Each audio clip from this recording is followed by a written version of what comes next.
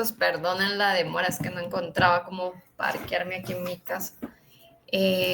Bueno, hoy ya están listos los chicos del segundo grupo que les toca, creo que grupo 5 y 6, ¿verdad?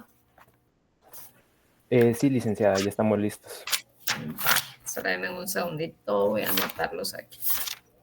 Si gustan, empecemos.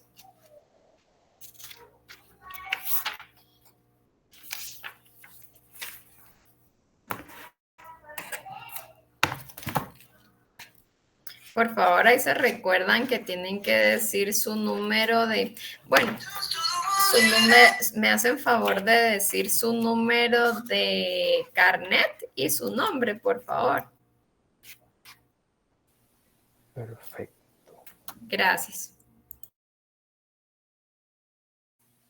Buenas tardes, licenciada y compañeros. Mi nombre es Diego Estuardo García González. Mi número de carnet es el 2021-07297.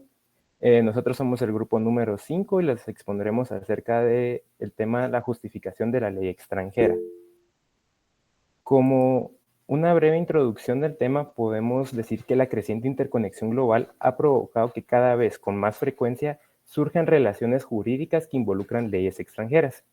Esto plantea un desafío importante para Guatemala y es el definir bajo qué condiciones puede aplicarse una norma ajena a nuestro ordenamiento. En este contexto, el derecho internacional privado cumple un papel esencial, ya que busca conciliar la soberanía del Estado con la necesidad de cooperación internacional, al mismo tiempo garantizar seguridad jurídica a las partes involucradas. El proceso para introducir leyes extranjeras en Guatemala no es simple, requiere cumplir con ciertas formalidades establecidas en la norma que más adelante se las daremos. Ahora le cedo la palabra a mi compañera Madeline para continuar con la exposición.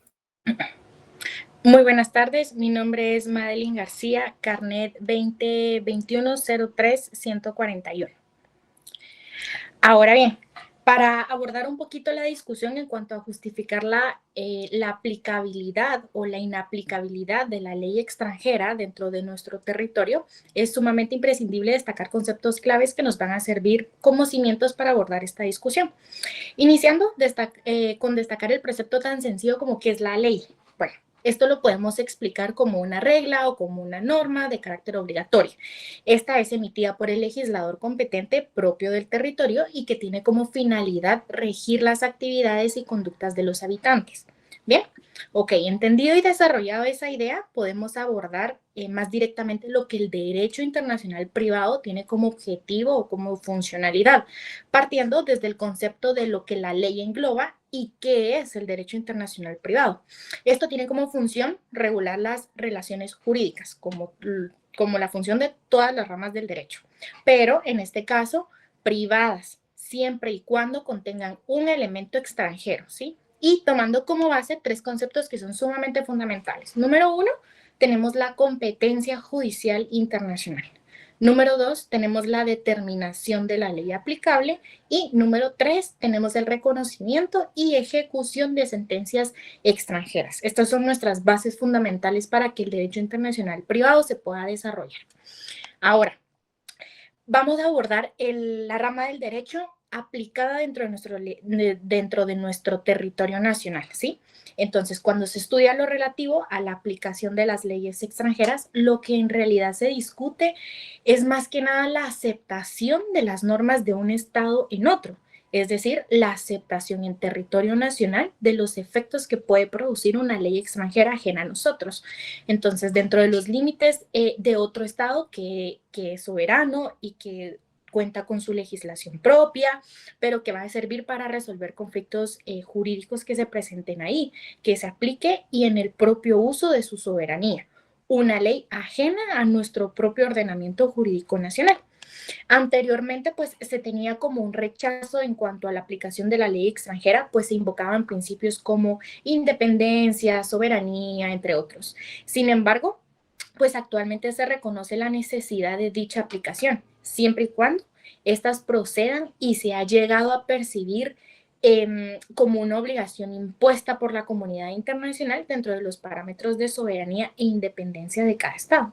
Entonces, el concepto de derecho internacional privado guatemalteco lo podemos definir como el jurista Muñoz lo interpreta, que él dice que esto es todo un conjunto de principios aceptados por Guatemala a efecto de determinar la competencia legislativa de los estados en las relaciones jurídicas que pueden estar sometidas a más de una legislación. Esta definición lo que hace es afirma la verdadera fuente del derecho internacional privado, de cómo surge y cómo nace por parte de una comunidad internacional, más que en particular por el Estado de Guatemala, ¿no? Entonces, ya que su objetivo es fijar los principios que rigen las relaciones internacionales con los demás estados. En nuestro caso, en el estado de Guatemala, debe velar por sus propios principios y lineamientos y no pueden adoptar como una dualidad de principios, ya que esto pues resultaría y causaría conflictos de competencia en cuanto al tema de la soberanía, ya que se deberían de aceptar pues como normas impuestas y que son sancionadas por otros estados. Entonces, dentro de nuestro ordenamiento jurídico podemos encontrar el precepto de la aplicación de la ley del organismo judicial. Lo podemos encontrar en el artículo 5, titulado Ámbito de aplicación de la ley, y también lo podemos ver regulado en el artículo 35, titulado El derecho del extranjero. Ustedes lo pueden ver pues dentro de su ley para poder ampliar un poquito más esta parte. Entonces, continuando, dentro del derecho internacional privado guatemalteco, aquí se dividen dos grandes vertientes. Tenemos tanto el criterio local y tenemos un criterio derivado de los tratados. Entonces, dentro del criterio total, que es el local, perdón, es el primero que vamos a abordar, este básicamente se basa dentro de un ordenamiento jurídico que pertenece al derecho internacional privado y que proviene de leyes internas, de su espíritu, de la historia de las instituciones, de la equidad y de los principios generales del derecho guatemalteco. Es decir, el legislador, al momento de redactar la norma jurídica, atiende al contexto social y al resto del ordenamiento jurídico guatemalteco para poder obtener el fin deseado. Ahora bien, el segundo criterio, que es el derivado de los tratados, esta fuente de dicho criterio básicamente es la suscripción de convenios o tratados en materia de derecho internacional privado, que provea de normas jurídicas con soluciones en cuanto a controversias derivadas de normas extranjeras únicamente dentro de los estados contratantes, es decir, que están adheridos. En cuanto a este criterio, podemos abordar y destacar uno que hace precisamente el jurista nuevamente Muñoz Meani, y este menciona que este concepto tiene mucha importancia, puesto que no presumiéndose la excepción al no existir tratado entre Guatemala y otro estado sobre estas materias, las relaciones jurídicas se someten ante nuestros tribunales y ante los extranjeros únicamente a las normas aceptadas por el respectivo sistema del derecho internacional privado. También en cuanto a la aplicación de las leyes extranjeras dentro de nuestro ordenamiento, cabe recalcar el tema o esta controversia que se crea en cuanto a los conflictos jurisdiccionales y cuál es la importancia de poder legislar la aplicabilidad en nuestro país. ¿Cómo solucionamos todo este tema tan burocrático? Y es que nace la necesidad de regular todos estos acontecimientos que suceden en relación a los ordenamientos jurídicos extranjeros y al ordenamiento jurídico interno propio, ¿no? Entonces, este ha sido un tema del cual han surgido muchas doctrinas, han surgido muchas escuelas y varios juristas con experiencia en el tema, en definitiva, han dedicado pues como mucho tiempo al análisis de la aplicación en cuanto a las leyes extranjeras. Esto es un tema muy polémico por varias razones, dentro de las cuales vamos a destacar, por ejemplo, que cada estado tiene su propia manera de resolver los conflictos que de normas extranjeras se deriven y no siempre es permitida la aplicación de una ley extranjera por razón del territorio, por razón del objeto o por razón de la relación. Ahora bien, dentro del proceso judicial, las partes pues se encargan de invocar preceptos que son aplicables al caso en concreto. Sin embargo, el que decide la determinación del derecho aplicable es el juez. Los jueces, por su parte, pueden realizar interpretaciones de normas jurídicas locales, pero que cuando se trata de una norma jurídica extranjera, eso crea diversos conflictos. Bien decía, por ejemplo, el jurista Velastres, él opina que los tribunales pueden interpretar normas y pueden interpretar términos del derecho propio, No pueden, por ejemplo, en cambio, hacerlo respecto a normas y respecto a términos del derecho extranjero. Derivado de eso no pueden emitir opinión. Lo que solo lo pueden hacer y deben ser interpretados por los tribunales del país que ha sancionado o que ha puesto en vigor dichas normas o términos. Entonces, Guatemala posee dentro de su ordenamiento jurídico interno, ha previsto varias circunstancias en donde existe simultáneamente normas jurídicas aplicables al mismo caso en concreto. En su mayor parte las podemos encontrar dentro de la ley del organismo judicial y por ende sus reformas. Esta norma jurídica posee dentro de sí todos los imperativos correspondientes a la aplicación de oficio del derecho extranjero, la invocación en instancia de parte, la vía diplomática o consular y así también cualquier otra disposición internacional al respecto. Esto a favor de la sociedad internacional de la cual nosotros formamos parte. Le cedo la palabra a mi compañera. Excelente. Bien, ahora hablando del texto de la ley extranjera, primero debemos entender qué es el texto de la ley. Y como ven acá en la presentación, es el conjunto de disposiciones generales y obligatorias que integran un código o una norma. Ahora bien, en Guatemala no basta con invocar una ley extranjera o presentar un documento emitido en otro país. Para que surta efectos, debe cumplir con ciertos requisitos establecidos en la ley del organismo judicial. Uno de esos requisitos son los siguientes. El primero es la legalización, y este se puede realizar de dos maneras. La primera es por medio de la apostilla, cuando el país es parte del convenio de la Haya, o mediante la cadena de legalizaciones en caso contrario. El segundo requisito es la traducción, que se da si el documento está redactado en otro idioma, debe traducirse al idioma español por medio de un traductor jurado autorizado en Guatemala. Si no existiera traductor para el idioma, se puede realizar la traducción por medio de dos personas que hablen y escriban el idioma y con la debida legalización notarial de sus firmas. El tercer requisito es la protocolización. Esto significa que el documento debe incorporarse al protocolo de un notario. Esto es obligatorio en casos de mandatos o documentos que se inscriben en registros públicos, como puede ser una compraventa de un bien inmueble que se debe inscribir en el Registro General de la Propiedad. El cuarto requisito es el pago de impuestos y avisos notariales. Aquí antes de protocolizar, se debe pagar los impuestos de timbre fiscal y de papel sellado. Además, el notario debe remitir un aviso al Archivo General de Protocolos en un plazo máximo de 10 días. Como quinto requisito tiene la prueba del derecho extranjero.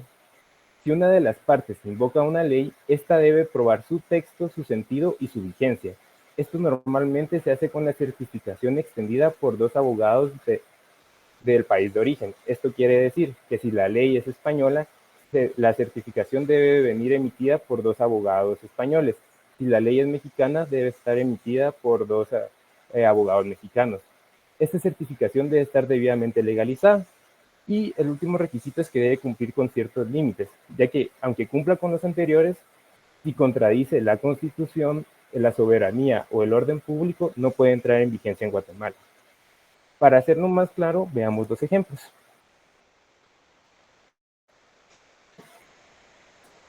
El primero son con un contrato internacional. Veamos el caso de que una empresa guatemalteca firma un contrato con una empresa estadounidense bajo la ley del estado de Nueva York.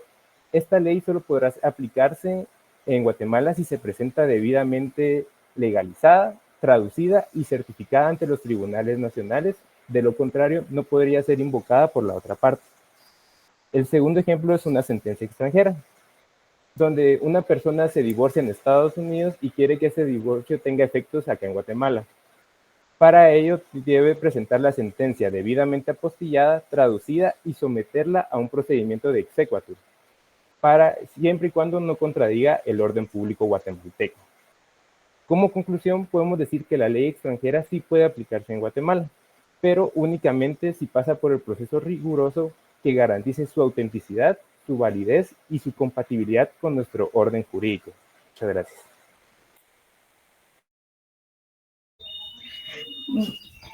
Buenas tardes, compañeros y licenciada. Mi nombre es Mariana Lucía Valle Alvarado, carnet 2021-04-774.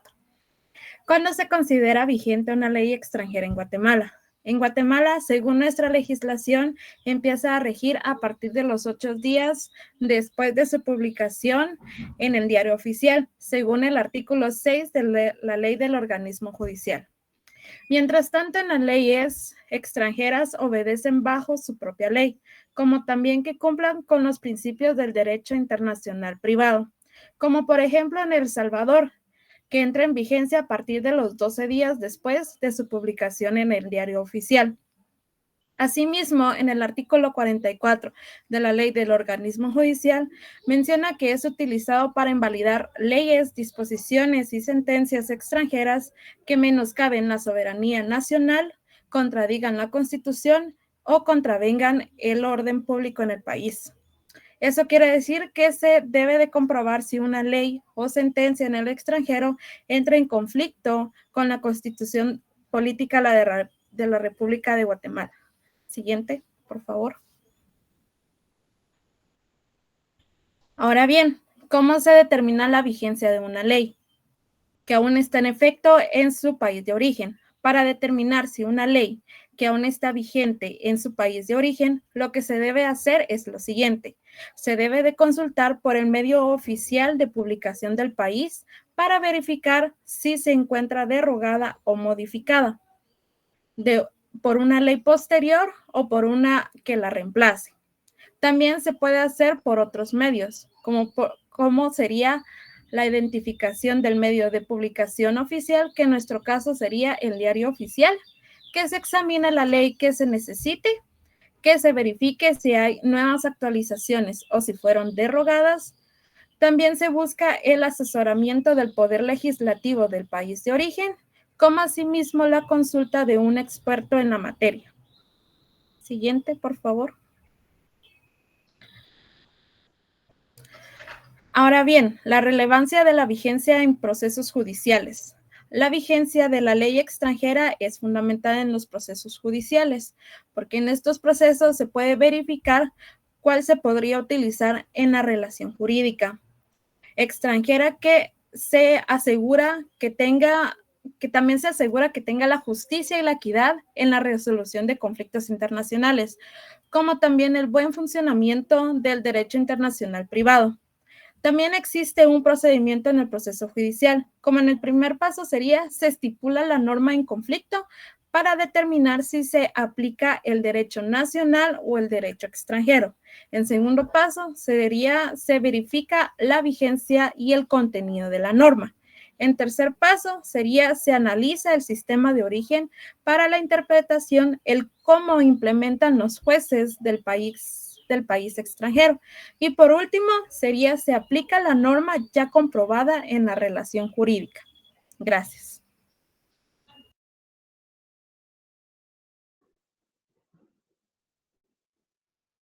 Buenas tardes, licenciada. Mi nombre es Dalila González Escobedo.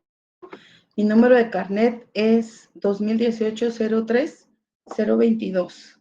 Les voy a hablar acerca del sentido de la ley extranjera en el derecho internacional en Guatemala. En este apartado, pues se explora el sentido de la ley extranjera dentro del marco internacional del derecho privado en Guatemala, el cual analiza la importancia de comprender la verdadera intención y contexto de las normas jurídicas para fortalecer las prácticas en el país. Guatemala, como es bien sabido por todos, interactúa con otros países y enfrenta situaciones en las que se requieren la aplicación de leyes de otras jurisdicciones y por ello se apoya en el Código Internacional Privado de Bustamante. Es importante el sentido de la ley extranjera en el derecho internacional privado en Guatemala, ya que es una rama importante y su labor es determinar qué ley aplicar, cuándo aplicarla, cómo, cuándo dos o más sistemas jurídicos podrían ser pertinentes. Entender el verdadero espíritu y propósito de una ley extranjera es imperativo para evitar distorsiones que puedan comprometer la equidad y la seguridad jurídica.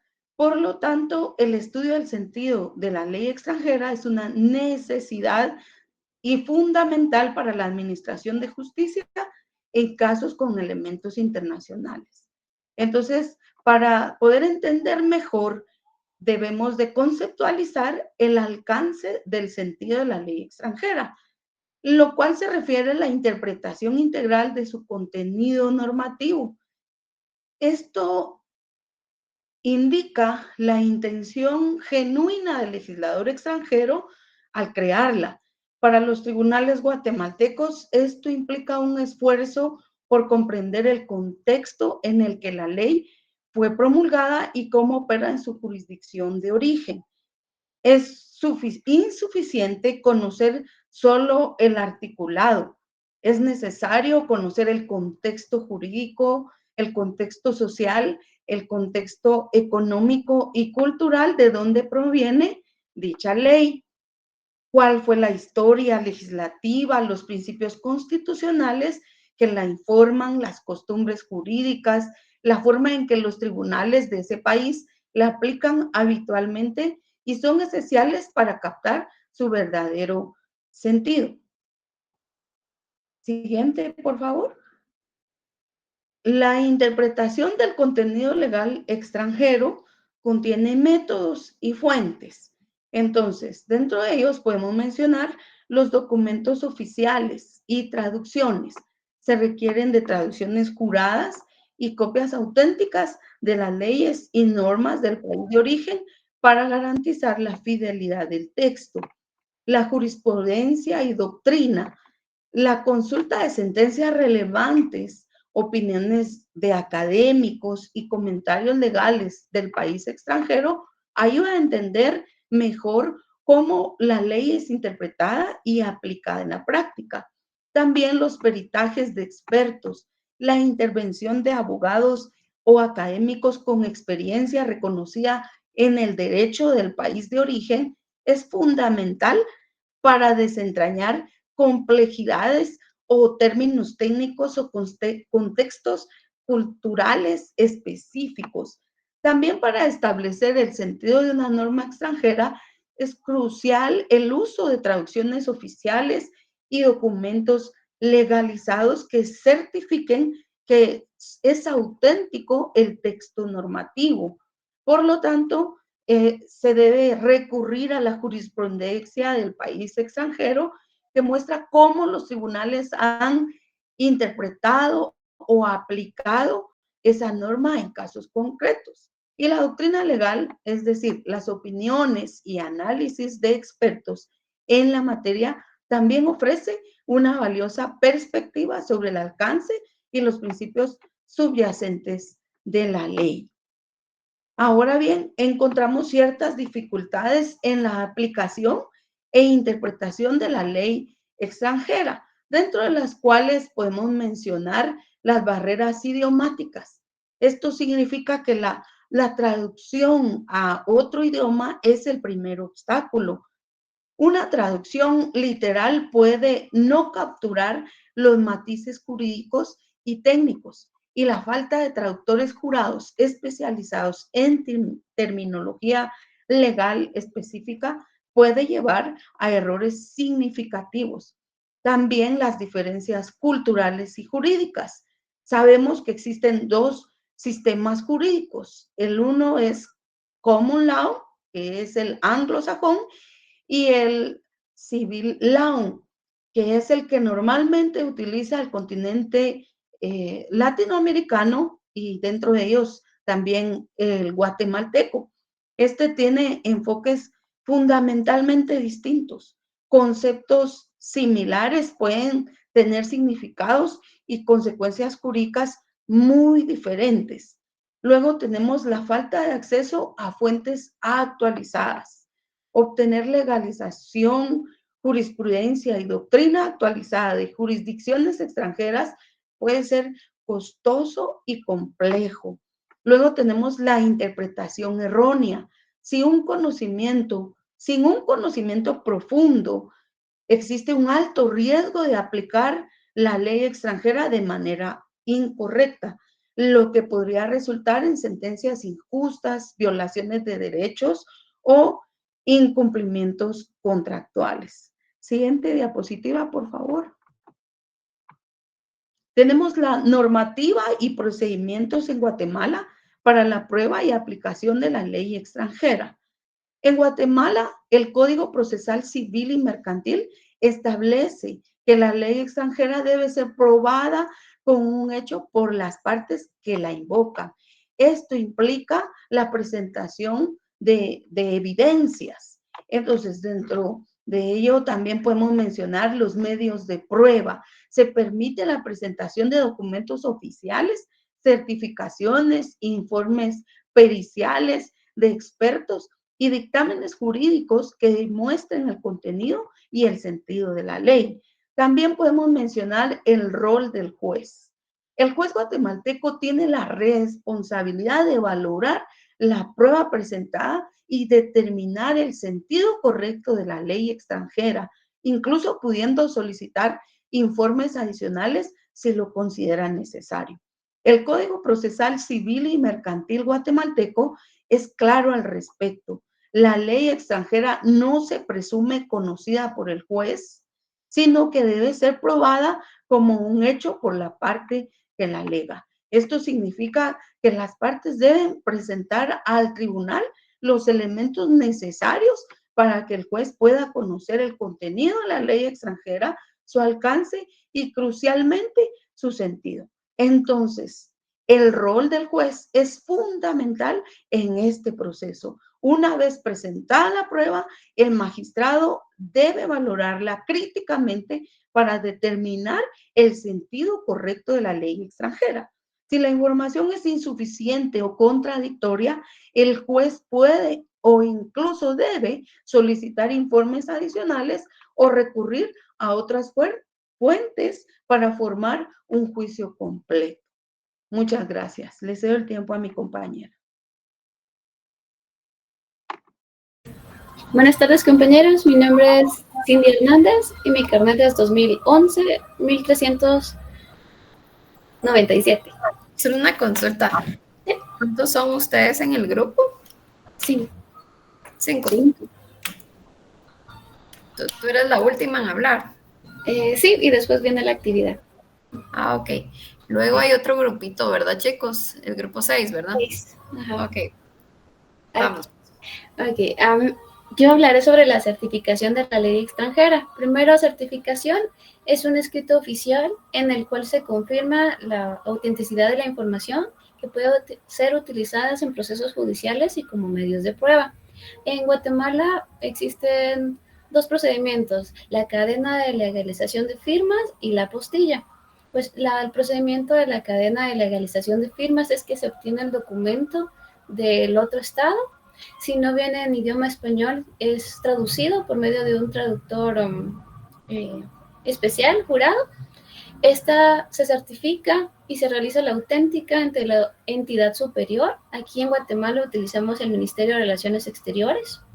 Este documento mismo se autentica por el consulado para ser utilizado en el país extranjero. Estando en el extranjero es diferente.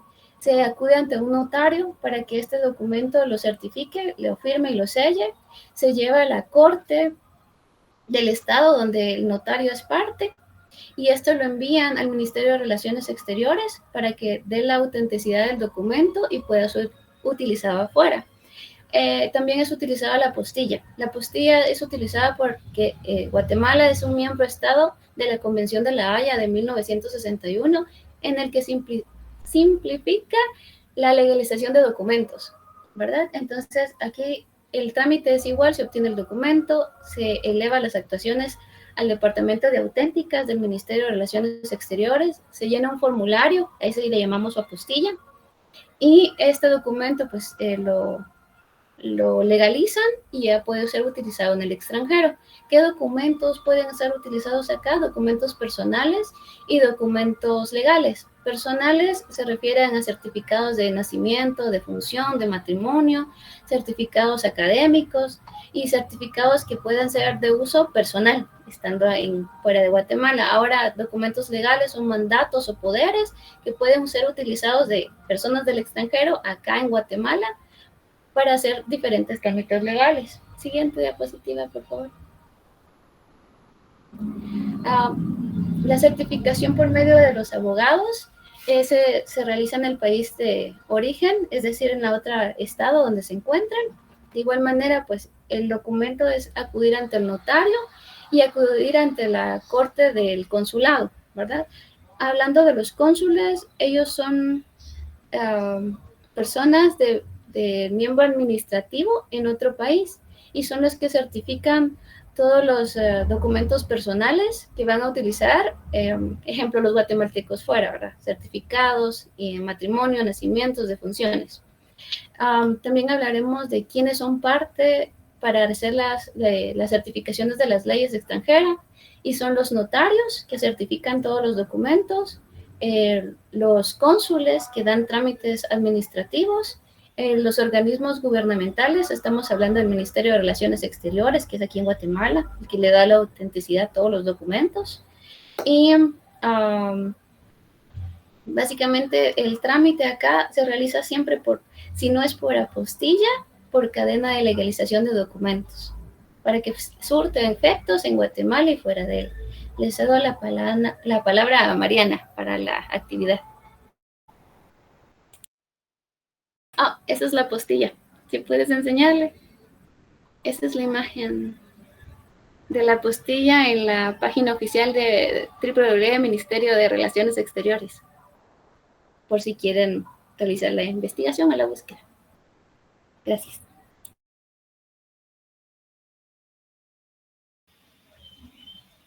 Bueno, espero que todos hayan en algún momento jugado Kahoot, porque eso es lo que viene. Ahorita vamos a hacer un Kahoot. Bueno, más que todo es parecido a un Kahoot, pero en este caso sería una carrera. Ahorita les voy a pasar el link, entonces, por favor ingresen con su nombre más que todo, ¿verdad? Y ya los primeros 3 lugares los vamos a premiar en la siguiente clase. Ahora bien, les tengo que advertir también que si se equivocan en contestar alguna pregunta, lo que pasa es que se van a atrasar 3 segundos. Y asimismo, el primero que esté contestando bien las preguntas, tiene la opción de poder, pongamos así, una trampilla a los demás, ya sea que se quede por 3 segundos o ponerle una bomba, tipo Mario Kart, ¿verdad? Entonces, los vamos a esperar y por favor, pulgar arriba o manden alguna reacción para cuando ya estén adentro, por favor.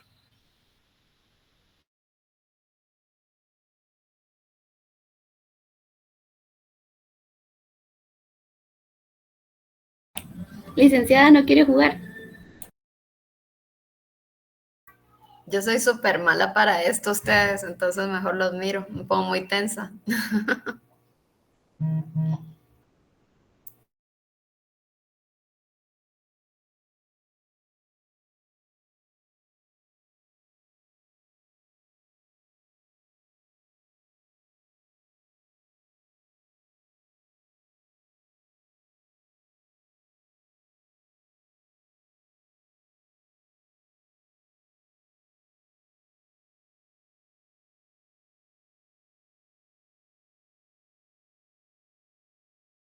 ¿Ya entraron todos?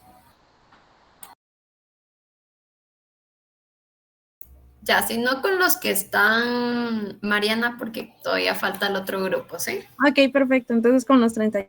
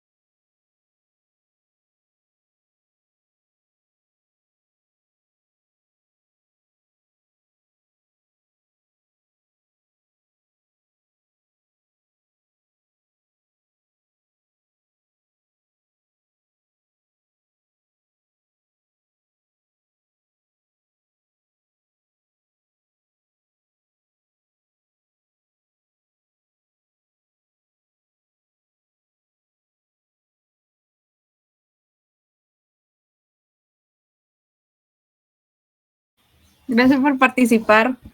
Entonces, Diego, tómale foto y a la próxima clase nos vamos a premiar.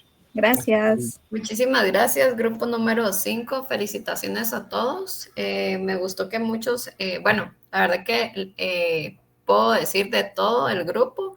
Se vio que estaba bastante preparado, entonces quiero felicitarlos a cada uno de ustedes. Grupo número 6, por favor.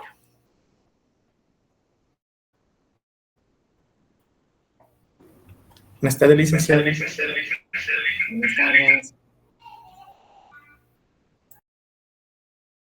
Nosotros somos el grupo número 6, ahora vamos a presentar.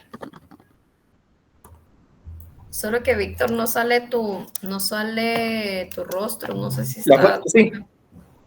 Creo que se tarda un poco en conectarse, pero sí tengo la cámara encendida. Ah, vaya. Víctor, ¿verdad? Así es. ¿Cuántos son ustedes en el grupo? Somos 6. 6.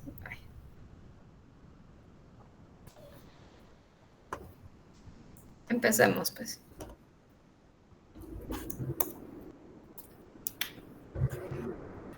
Buenas tardes, licenciada y compañeros. Nosotros somos el grupo número 6. Nos tocó exponer sobre el tema de las limitaciones y dificultades con la aplicación de leyes extranjeras. Vamos con las compañeras, vamos a exponer 3 grandes teorías y 3 puntos claves que son la teoría del orden público, la teoría del fraude de ley y la teoría del reenvío, así sucesivamente el orden. Les dejo a continuación con las compañeras que darán inicio a la exposición. Bien, buenas tardes. Mi nombre es Xavier Margaret Julissa Jacob, con carnet número 2021-07048. Y en este caso voy a iniciar con el tema sobre el orden público. Con relación a este tema es muy importante para el derecho internacional privado, ya que es un tema fundamental porque estamos en un mundo cada vez más globalizado, donde los países se enfrentan a varias dificultades, donde deben aplicar leyes extranjeras y de estas deben buscar relaciones y saber cómo enfrentar estas situaciones jurídicas. Sin embargo, esto no es absoluto, porque el orden público se fundamenta tanto en cada estado, por ejemplo, sus principios, y esto hace que protejan sus valores principales. Siguiente, por favor. Bien, ¿qué es el orden público? El orden público es el conjunto de derechos, de fundamentos y principios fundamentales que protegen a un estado. Y en este estado o en los estados se divide en 3 grandes ejes, que son la Constitución o su legislación, sus derechos humanos y sus buenas costumbres. Estos 3 funcionan como una barrera. Para entenderlo de manera más sencilla, es que si la ley extranjera contradice estos 3 ejes principales, simplemente no se aplicará. Siguiente, por favor. Para dar un ejemplo de lo que acabo de decir, es que si nos ponemos a pensar en un matrimonio o en un país donde sí se legalicen los matrimonios de menores de edad y este matrimonio desea hacer su unión válida en Guatemala, evidentemente no se va a dar porque Guatemala cumple con proteger a los menores mediante nuestra legislación y por eso fija una edad mínima que en este caso es de 18 años en adelante y esto de conformidad con el artículo 6 del Código Civil. Entonces, el orden público funciona como un filtro de seguridad.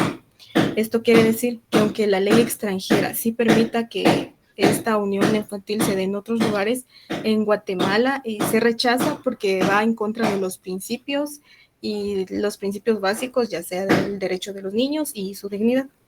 Ahora bien, la dificultad, como todo, siempre existe una dificultad o un problema. En este caso, el orden público es que no es directo o simplemente no tiene una exactitud.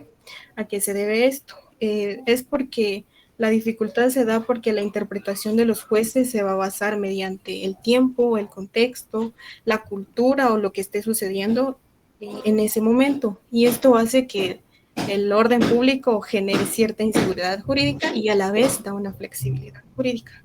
Siguiente, por favor. Bien, como he mencionado en varias ocasiones, el filtro de seguridad se refiere a que para aplicar las leyes extranjeras solo se pueden aplicar sí o sí son compatibles.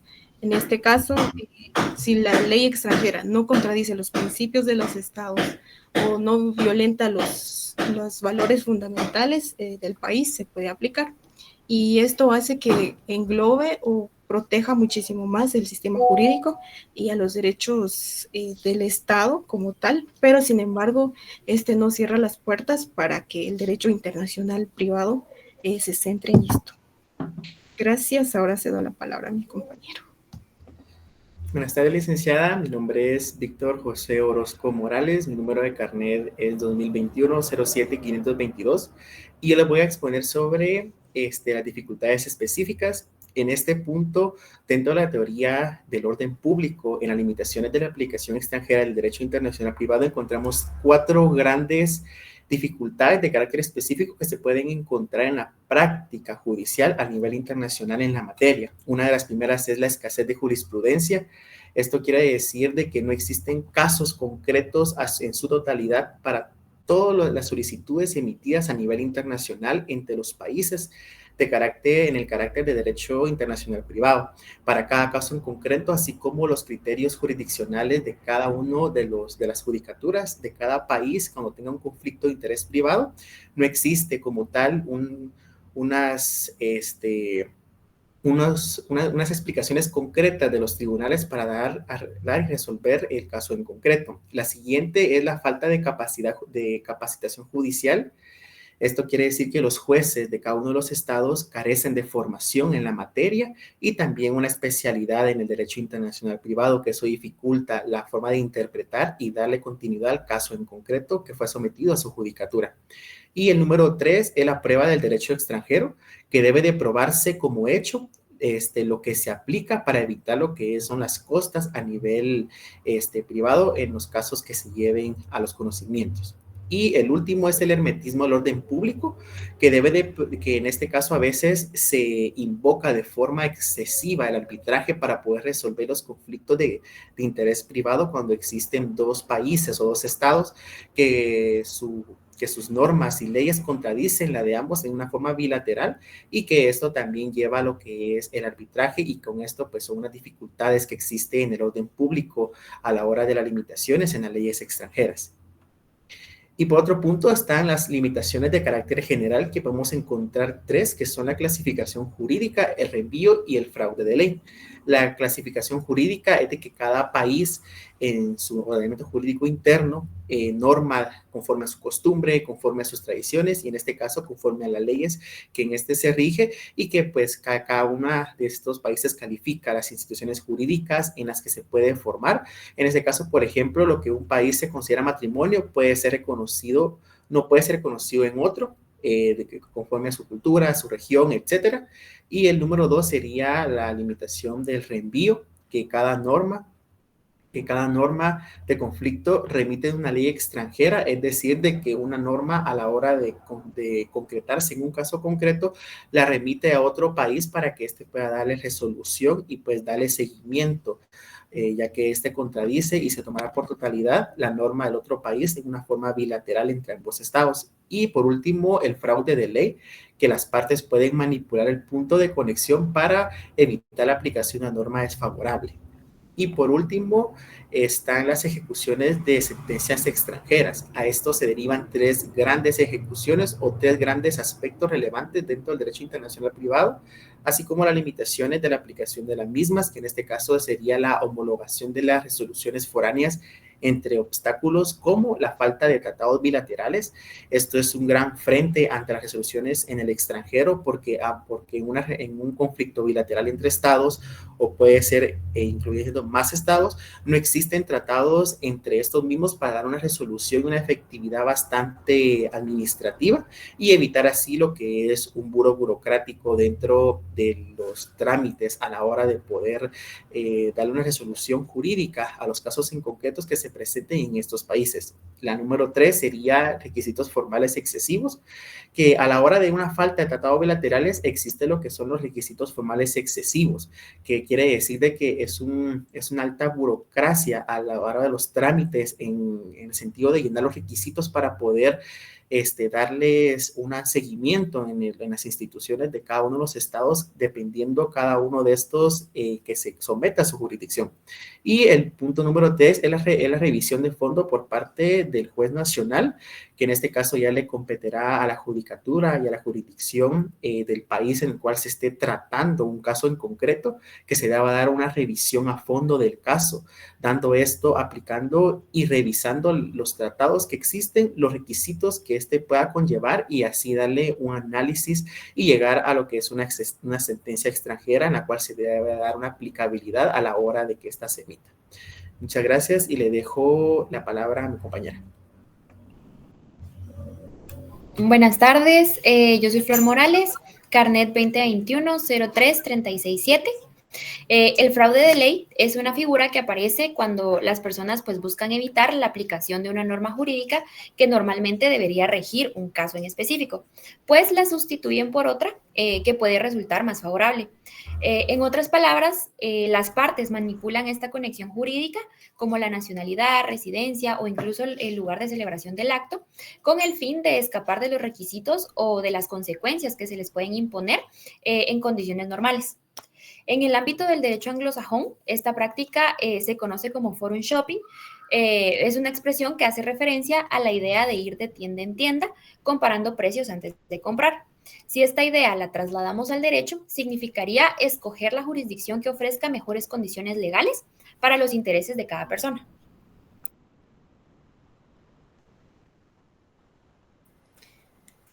Buenas tardes, compañeros y compañeras. Y licenciada, mi nombre es Jennifer Fabiola Jerónimo García, carnet 2021-08802. Y siguiendo con la definición, la doctora Mancilla nos establece que el fraude de ley radica en evitar la aplicación de una norma imperativa o prohibitiva mediante el cambio de un punto de contacto. Entonces va a ser necesario determinar cuándo se está ante una norma imperativa y cuándo se está ante el punto de contacto. Muy bien, entonces, definiendo un poco más sobre lo que es la teoría del fraude de ley, consiste en eludir o evitar la aplicación de una ley coercible, que es originalmente la que se tiene que aplicar a una situación jurídica en concreto, pero a través de una conducta realizada por el infractor en la que él va a modificar ese punto de conexión con el ánimo de burlar la ley original y que se le aplique una ley más permisible, la cual estima que le es más favorable según sus intereses. Siguiente. Bueno, el problema jurídico. El problema jurídico que surge es el de determinar si los actos celebrados en el segundo estado son válidos en el primer estado y pueden ejecutarse ahí mismo. La jurisprudencia es muy variada dentro de los estados y la razón de su aceptación radica en que el fraude es esencialmente una cuestión de intención y de conciencia y ese elemento interno pues es muy difícil de probar ya que es algo abstracto. Siguiente, por favor. Bueno, sobre la naturaleza jurídica del fraude de ley. Esta se puede ver bajo dos aspectos, ¿verdad? Está la perspectiva del evasor y desde la perspectiva del Estado agredido. En primer lugar, desde la perspectiva del evasor constituye un acto ilícito. A pesar de que se utilizan medios lícitos, verbigracia, como cambiar de residencia habitual, domicilio, que son normalmente cosas permisibles, estos al final se van a emplear con el fin de obtener un resultado que es prohibido por la ley original, o sea, la que debería ser aplicable. Y por otro lado tenemos la perspectiva del Estado agredido, que funciona como un medio de tutela que protege las normas prohibitivas o imperativas de un Estado soberano. Entonces, para el Estado funciona como un escudo para proteger sus leyes coercibles, que principalmente reflejan la moralidad de un pueblo. Entonces, si el Estado establece que se ha cometido un acto que burla una norma coercible, puede actuar de dos maneras. Para impedir, en primer lugar, que se cometa ese acto como prevención, y en segundo lugar, para declararlo el acto inválido y que se le impongan sanciones, una sanción. Siguiente, por favor.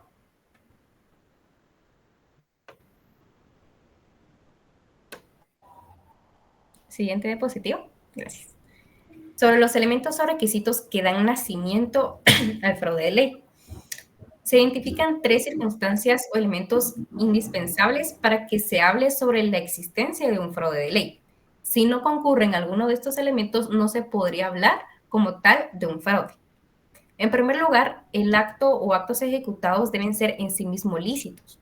Entonces, el que quiere beneficiarse indebidamente de una norma debe calcular qué acto o qué actos que se realicen se ajusten a un ordenamiento jurídico específico, en el que sí se le permita dicho negocio, circunstancia o acto para que surta los efectos jurídicos que él espera. De esta forma, él va a obtener ese resultado esperado, aunque eso signifique que contraviene o que viola la ley original o la ley permisible. En segundo lugar, tenemos la existencia de una ley defraudada. Para que se establezca que hubo un fraude a la ley, es requisito sine qua non la existencia de una ley que se quebrantó indirectamente, a través de medios o de actos que se adecúan a otras leyes con el fin de obtener lo que la norma imperativa o prohibitiva no permite realizar. Y por último lugar, tenemos el elemento intencional, que es el ánimo de burlar la ley con el objeto de obtener un interés perseguido. No se puede prescindir de este requisito, ya que sería ilógico hablar de un fraude sin fraude. Siguiente. En Guatemala, en la ley del organismo judicial, en su artículo 4, se establecen los actos nulos. Esto establece que los actos contrarios a las normas imperativas, a las prohibitivas expresas, son nulos de pleno derecho, salvo que en ellas se establezca un efecto distinto para el caso de contravención. Los actos realizados al amparo del texto de una norma que persigan un resultado prohibido por el ordenamiento jurídico o contrario a él, se considerarán ejecutados en fraude de ley y no impedirán la debida aplicación de la norma que se hubiera tratado de eludir. Esta disposición parece dirigirse solamente a leyes internas, pero extensivamente puede interpretarse también aplicado al campo del derecho internacional privado. Este artículo es relevante porque regula lo que pasa cuando alguien intenta evadir la aplicación de la ley guatemalteca usando una ley extranjera o viceversa. El fraude de ley se da cuando las partes pues, buscan evitar la ley que normalmente debería regirlos, por lo que se trasladan a una relación jurídica diferente para obtener una ventaja. Este artículo protege el ordenamiento jurídico guatemalteco y pues así, de esta manera, se evita el fraude de ley para que esto no debilite la aplicación de normas.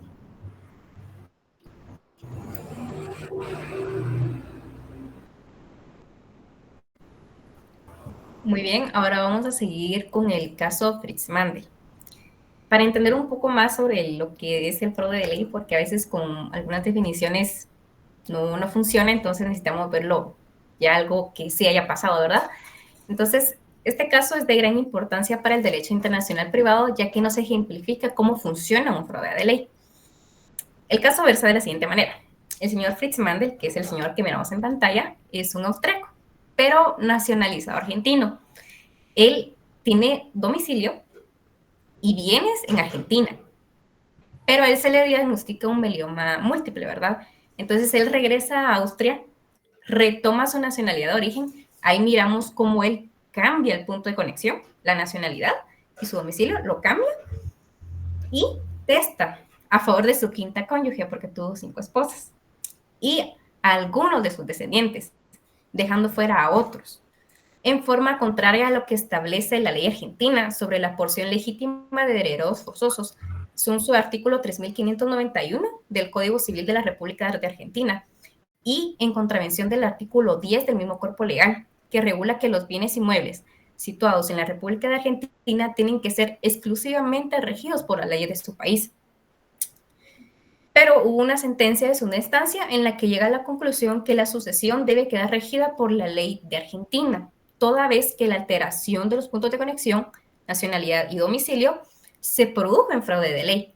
Es decir, fueron modificados con el fin de eludir la aplicación de las normas imperativas argentinas. Aquí se dejó sin efecto su testamento y prácticamente se tiene que volver a hacer todo, pero con la ley argentina. Gracias. Buenas tardes, licenciada. Buenas tardes, compañeros. Mi nombre es Ethel Gabriela Chacó Zamora, número de carnet 2019-04975, y yo les voy a hablar un poco sobre el tema del reenvío. El reenvío también es conocido como la teoría de la remisión o referencia. Este tema pertenece al derecho internacional privado y surge cuando una norma jurídica nacional nos remite a aplicar la ley de otro país. Para que exista el reenvío se debe cumplir con ciertos presupuestos o condiciones, y entre ellos podríamos enumerar 4. La primera, que es la norma jurídica de un estado que tome en cuenta la norma de otro estado. Segundo, que en vez de aplicar la norma material del segundo estado, se invoque una norma formal o contractual. Tercero, es que la norma de derecho internacional privado remita directamente a la de otro estado. Y finalmente, que en un caso concreto, la norma jurídica aplicable de un tercer estado ya sea de carácter material. Estos elementos muestran que el reenvío no es un proceso fácil, no es sencillo y lleva una cadena de remisiones entre distintas legislaciones. El jurista José Ramón Urue definía el reenvío como el hecho de que la norma del conflicto en ocasiones puede llamar a una ley extranjera a que solucione un caso controvertido, y para esto es preciso saber y entender lo que es el derecho extranjero. Esto significa cuando un caso tiene un elemento extranjero, puede pasar que el juez de un país remita la solución a la ley de otro estado. Y entonces aquí podemos mencionar 2 posibles escenarios. Siguiente diapositiva, por favor. El primero sería el reenvío positivo. Este ocurre cuando ambos estados, a través de sus tribunales, pretenden aplicar su propio derecho interno. Es como si un juez dijera, este caso debe resolverse con mi ley nacional. También existe el reenvío negativo, y esto sucede al contrario, cuando ambos tribunales rechazan aplicar su propia ley. Esto quiere decir que ninguno quiere usar su ordenamiento jurídico para resolver el caso concreto. Y en estos escenarios pues se generan debates importantes sobre qué derecho debe aplicarse al final.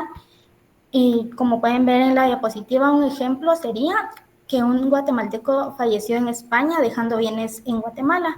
La ley española dice que la sucesión se regula por la ley nacional del causante, en este caso sería en Guatemala. Y la ley guatemalteca, en cambio, dice que la sucesión se regula por el lugar de fallecimiento del causante. Esto sería en España. En conclusión, ambos estados quieren aplicar su propia ley y por lo tanto es un reenvío positivo. En el siguiente ejemplo del reenvío negativo, un guatemalteco y una mexicana que contraen matrimonio en Estados Unidos y luego solicitaron su divorcio. La ley de Estados Unidos establece que el divorcio se regula por la ley nacional de los cónyuges. Eso significa que es en Guatemala y en México. Y la ley guatemalteca señala que el divorcio se regula en el domicilio conyugal. En este caso sería México.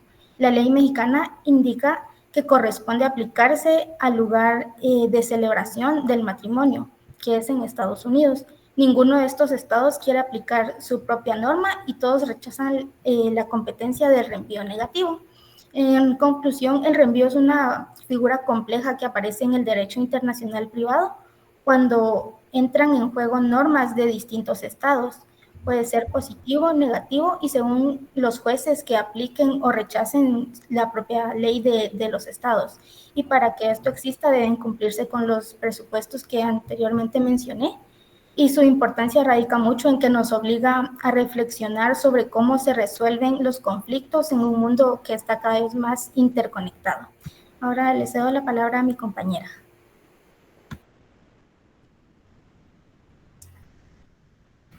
Buenas tardes, licenciada, compañeros. Mi nombre es Millicent Alexia Navas Fajardo y mi carnet es el 2021-05013.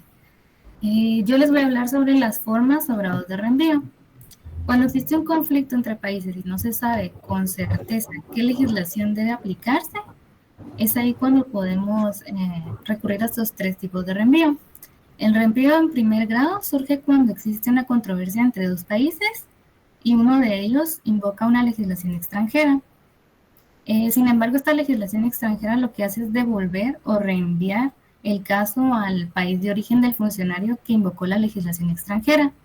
Como vemos en el ejemplo, un francés que fallece en Guatemala con bienes en el país.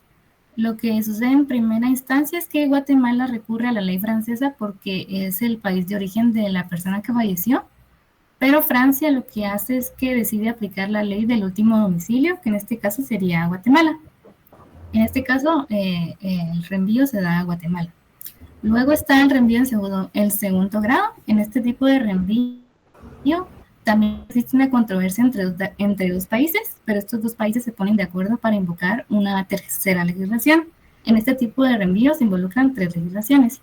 En el caso existe un matrimonio entre una persona guatemalteca y una persona española que se están divorciando en México.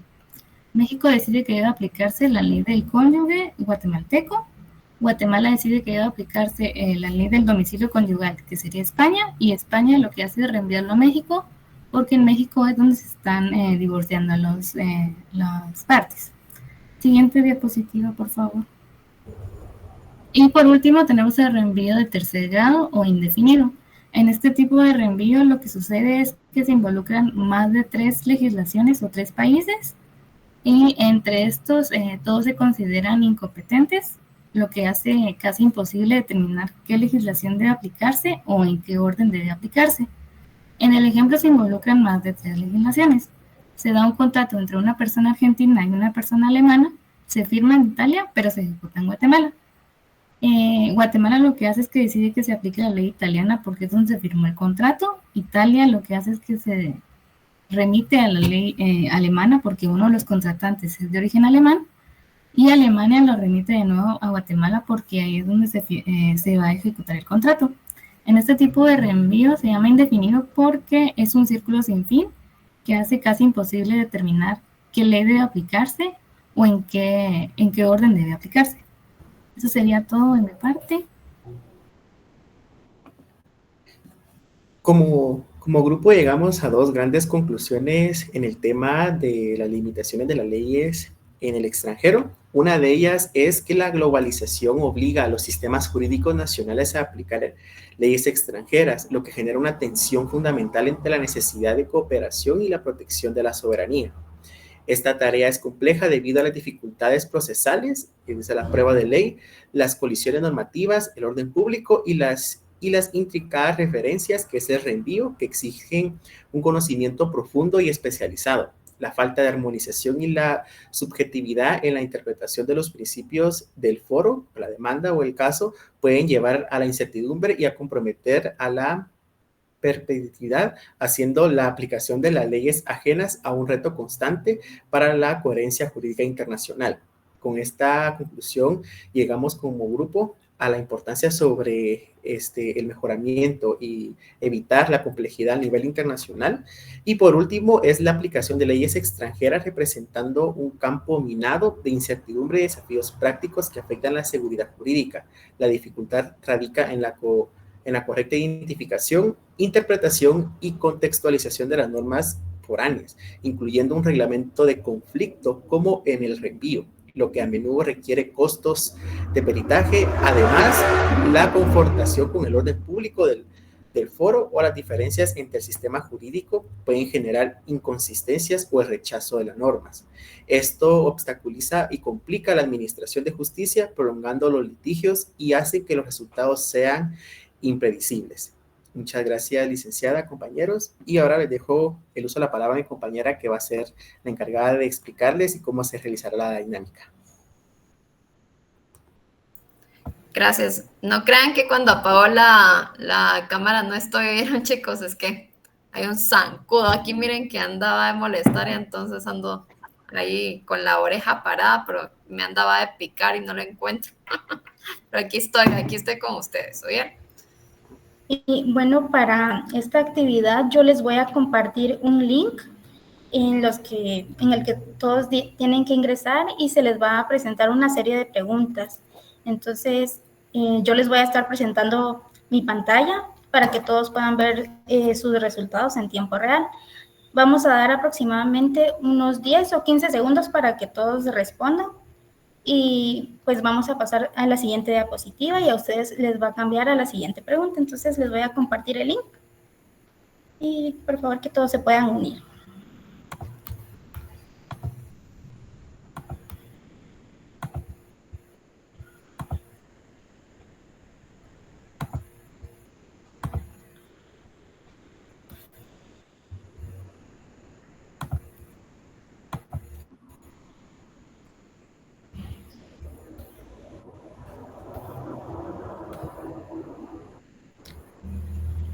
¿Me pueden indicar si ya les aparecen las preguntas?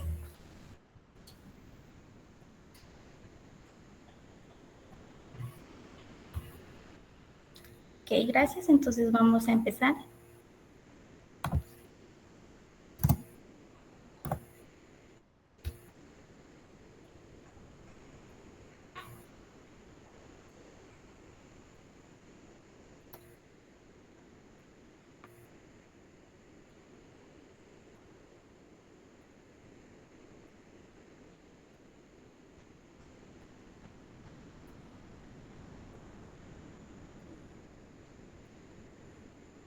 Aquí ya están en pantalla, aparecen sus respuestas. Algunos están escribiendo derecho internacional, norma, derechos, otro país, convenio.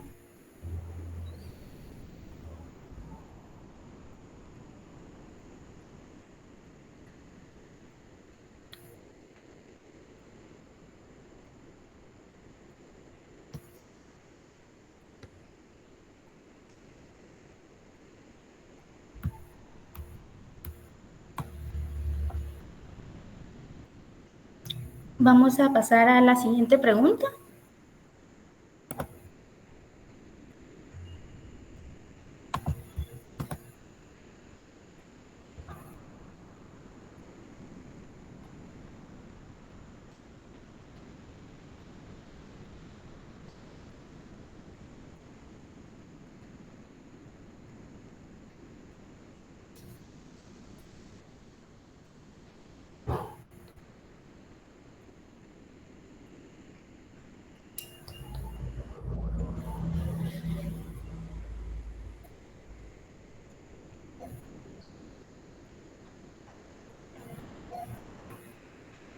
Como podemos ver, la mayoría votó que en primer lugar está el orden público, en segundo, fraude de ley y en tercero, el reenvío. Pasamos a la siguiente pregunta. Aquí no hay respuestas incorrectas, simplemente es para saber cuáles consideran ustedes que son las principales leyes extranjeras.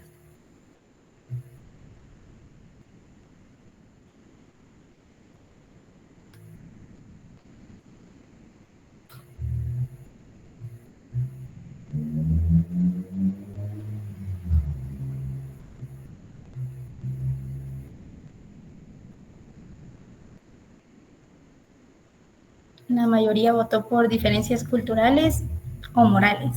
Vamos a pasar a la siguiente pregunta.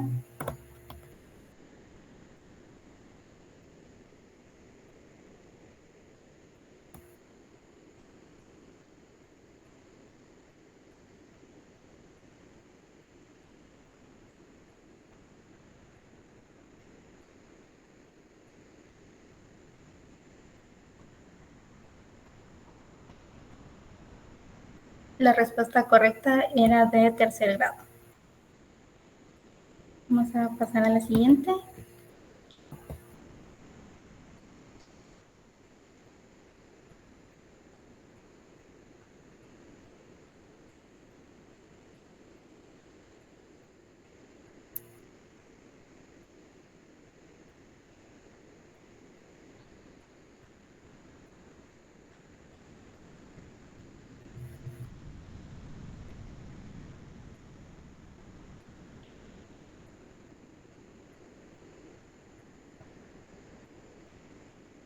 La respuesta correcta es verdadero, la mayoría votó por verdadero.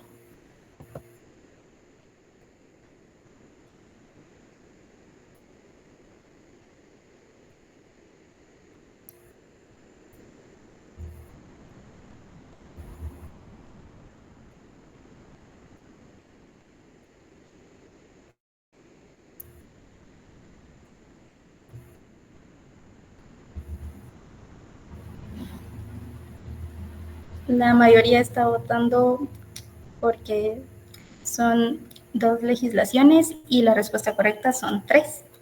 Pasamos a la siguiente.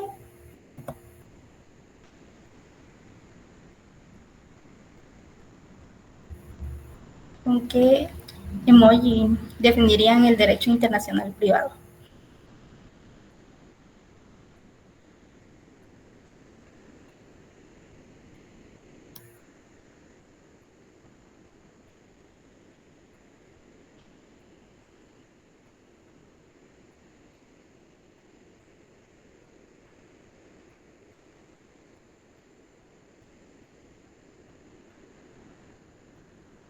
Y con esta pregunta finalizaríamos la actividad. Les agradezco a todos por participar. Aquí no hay ganadores, no hay perdedores, es simplemente para que todos participáramos.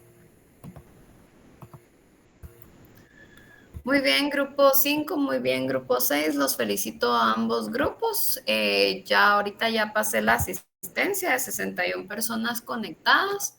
Nos vemos el día viernes, siempre virtual, ¿verdad? Y por favor, a las personas que hicieron las actividades y tienen premios, pues ahí estuve anotando los que eran los grupos. Ahí me esperan para que puedan hacer entrega de ellos, ¿sí? Bueno, felicitaciones, ambos grupos pues lo hicieron bastante bien. Todavía no les puedo decir las notas hasta que recuerden que pasen ya todos, ¿verdad? Entonces yo les voy a decir de cuánto ha sido la ponderación. Los felicito y que pasen una feliz tarde. Gracias, Ligda. Feliz tarde. Feliz tarde. Feliz tarde, Ligda.